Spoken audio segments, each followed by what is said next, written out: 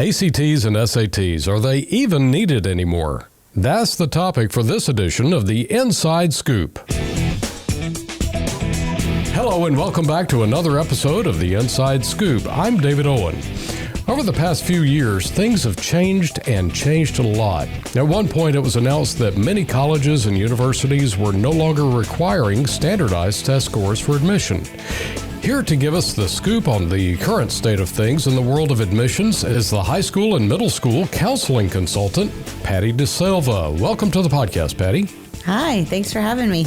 A lot of the colleges and universities are making it variable as to whether are they needed anymore? First question out of the gate. I mean, I feel like everything that has to do with SAT and ACT isn't a very clear-cut answer. Are they needed?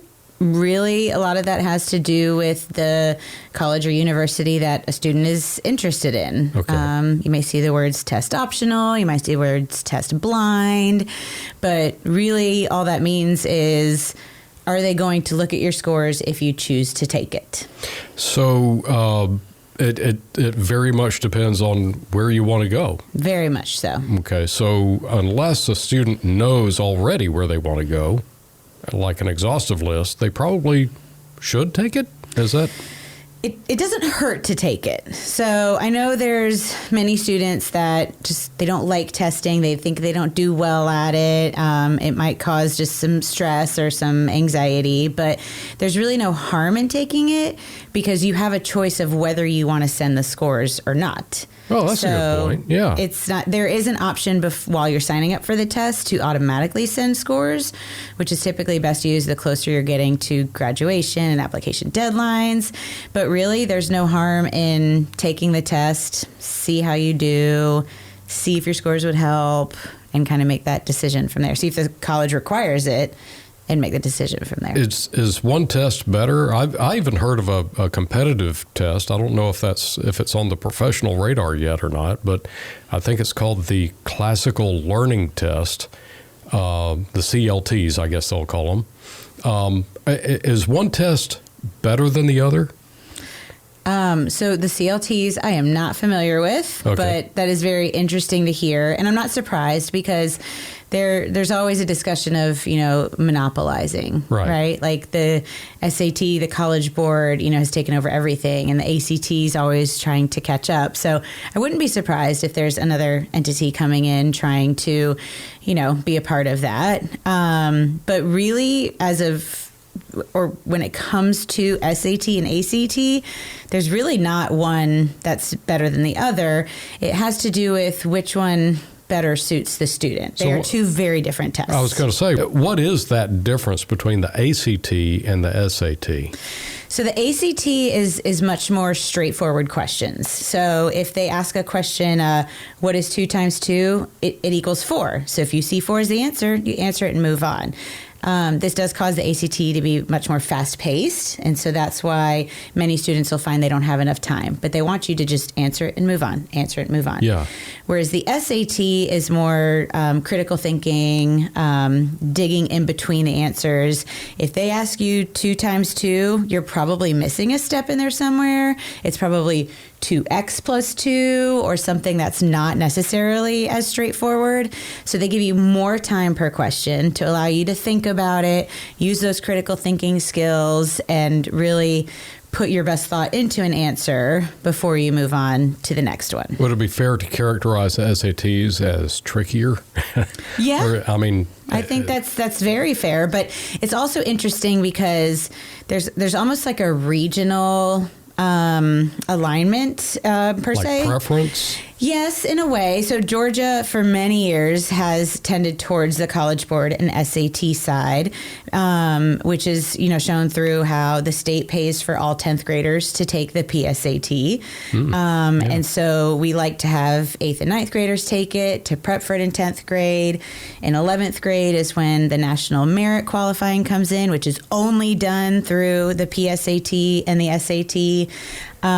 Whereas the ACT, there's other states that, like Alabama, for example, they tend to be very much an ACT state, and they might do a pre-ACT during the day as we do PSAT for our students. So I think the message to pull from that is the state of Georgia is full of more critical thinkers than the state of... Maybe not. I shouldn't throw shade on our neighbors to the west. I wish there was more critical thinking skills nationwide, much less in our state. That's a whole different podcast. So this time of year feels like the SATs and ACT announcements go out and stuff. Is this the time of year that parents should be looking for those tests, or does it matter? So spring does tend to be testing season. Okay. I think the kind of age-old wisdom was test in the end of your junior year. Right. But really the best time to start testing is when a student is at least halfway done with Algebra 2. So that could come in 10th grade. Yeah. For some that are really accelerated in math, that could come in 9th grade. But the majority of the math on these two tests tends to go not much more upwards than Algebra 2. So that's really the point to determine when a student should start testing, to just be best prepared for the content that's on the test. Okay. And you can take the test several times, can't you? Sure. I mean, it costs money to take it. Right. That is the downside. Do you know how much? Oh, man. I have not been in it long enough. It used to be about $50 per test. But that could have gone up. Everything else has gone up. So. Yes, very much so. I will say it is important that any families who receive free or reduced lunch, that they know they can take each SAT and ACT twice for free, as long as they talk to their school counselor about getting a waiver of voucher get it coordinated through your counselor. That's a very important piece of it. And I know there's a lot of stigma about whether or not families want free and reduced lunch, but I always encourage it, because not only can you do these tests for free, but there's even college application fees later if you test for free, that it can waive those fees as well. Oh, thinking ahead. That's critical thinking. That's awesome. I took the SAT back in high school. So is test prep necessary? I mean, can you really prepare for one of these tests? If, as I perceive it at least, it seems like it's attempting to assess what you have learned in all of your schooling, K through 12, right? You'd be right about that. So how far can test prep actually take you? So you're definitely right that the content on the test really should be what you've learned mostly in high school. Some of it might dip into middle, but it's really going to be mostly high school content. Test prep, it's not going to teach you anything. It may go back and review algebra. So if it's been 3 years since you've taken algebra, it might be helpful to review some of those concepts. But really what test prep does is it just helps a student feel comfortable in the test environment. So they'll practice timing. They'll practice kind of organizing their thoughts. They'll practice even the ACT can be easy, medium, hard questions. So some of the test prep may suggest starting at the end of a section to do the hard ones and then work backwards. But it's really just a matter of comfort and going into the testing center that day and not just like clamming up. And so it's not as much about the test itself. It's about how to take a standardized test. Correct. Is that okay? All right. And because the two tests are so different, the ACT one, the prep probably will be more about the timing of it and, you know, keeping a watch with you so that you can see how much time you're spending per question. You don't spend too much time per question. Yeah. But it's really just how the test works and the comfort of being in that environment and just feeling your best self and feeling most confident going into that test and, you know, giving it your best shot. Like keeping a healthy pressure on you to keep moving, but don't get super anxious about it, right? Right. So I know that the ACT and SATs have different scoring ranges. What's a good score on each of them? So again, going back to kind of what I said at the beginning, there's not really a concrete answer for much of when it comes down to SAT, ACT, and really college admissions pieces at all. There's not a good or bad score per se. It really comes down to the college or university that a student is interested in. Another piece of this are scholarship organizations. So when we talk about that test optional piece, some scholarships, that might be the only way that they can determine who is the best selection, but there's not a good score. I always suggest students give themselves a goal, but a realistic goal of what they want to score based on colleges that are a good fit for them overall. We always want students to have the safety schools, right? We also always want them to have their dream schools, but it's those middle of the road, those range schools, those target schools. Yeah. What do they require of a student? And if that's a school that fits your needs, that's a good goal to set for yourself instead of reaching way too high and then just feeling defeated every time you don't get that score. And always try to consider more than just one school, because you lose that one, you're devastated, and then you're set back to ground zero. Again, a whole nother podcast. We could talk about college admissions for days. But yes, do not settle on just one school. Reach, range, and safety is what we call them. Reach, range, and safety. Always reach high. Stay within your range, and then also have a safe fallback. Always got to have a backup plan. All right. So the old days, they used to have an essay section on the SAT. I don't know, do they have it on the ACT? They do. Okay. How are those done nowadays? Do they still have them? So the SAT was redesigned many years ago, pre-COVID even, and they don't have a specific essay section. They kind of took the essay into the English, language arts, grammar. They embedded it in there. The ACT does still have an essay section. It's a random topic given with a certain timetable, and kind of modern research is showing that colleges aren't looking at that as heavily anymore. I would say it's worth it to do it once, just so it's kind of done. And if you do encounter a college that wants to see those scores, at least you have it done with. But most colleges and universities agree that a timed written essay is not going to show your best work. Which, of course, there's argument of that with any timed assessment, but there are benefits to time standardized tests. But the essay piece, many colleges that want to see the written aspect of it, if that's an integral part of their program, they might request a written assignment you've done while you're in a high school. Maybe it's a topic you've chosen. Maybe it's one you've done really well on. It's a way of you showcasing yourself that's not in here's a random topic you might know nothing about, give me an argument in a 30-minute time period. And it probably is more reflective of your cognitive abilities, I would think, because it's less about anxiety and last-minute rush. It might actually be catering on the timed essays, might be catering more to the procrastinators, right? Right. I mean, I always did fine on the timed essays because it was like a brain dump. But I don't think it's for most high school students. I don't think it's going to be a great indicator of whether you can write well when you can write in just a short period of time, because in college, in universities, that's not generally something that's going to be looked at or assessed, is that if you can write quickly and well. It's going to be just your overall writing in general. So I think you kind of touched on this earlier. How many times can or should a student take the ACT or SAT? So they can take it many times. Tests do have, the SAT and ACT do have a maximum amount of times that you can take it, but most of the research shows that a plateau tends to happen after like the third or fourth test. So usually you test once, you kind of just getting your feet wet, seeing what the test looks like, just getting acclimated to the test environment. The second time, scores do tend to go up whether or not you have test prep, just because you're prepared for what that test is going to ask you. Well, the first test was your prep, right? Basically, it could be.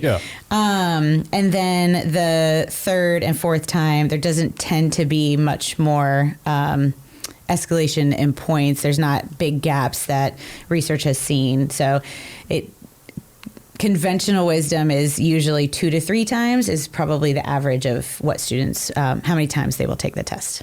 And that's counting the PSAT, or that's in addition to?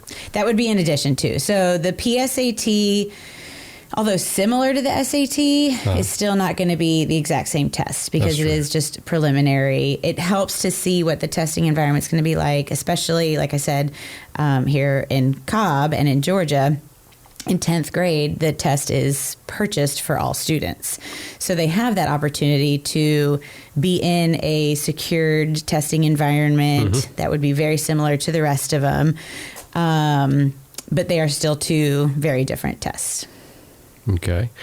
Now, the last question is one that I think may impact a lot of families, and that is how engaged, involved should parents be in their students' application process and the testing process and so forth. Can you give us some insights on what the ideal would be in a family environment? The ideal answer would be that families, parents, guardians, that they serve as support. So really the students should take the lead on almost anything when it comes to high school. So by the time they reach 9th, maybe 10th grade, they should be the ones kind of leading the charge. So if they are registering for the SAT or ACT, if there's not a very clear-cut website, then Googling it usually brings up the best way to get to it. They got no excuse nowadays, right? No, I don't think so. But most schools and most counseling offices do have the websites that they can click on. But it's the first time they take either test, it's a pretty lengthy application, but because there's also an interest inventory that's included in there. And the SAT and ACT will send, potential career options based on that interest inventory. And they might even ask what a student is looking for in a college or a university. And although families do know their students pretty well, there's just no reason for them to do that application when it's asking those kinds of individualized to the student questions. So my suggestion in an ideal world would be that the parent or the guardian or the family sit with the student, sit down together to do it, so that if the student's doing the application and they have questions, then you're right there to answer it.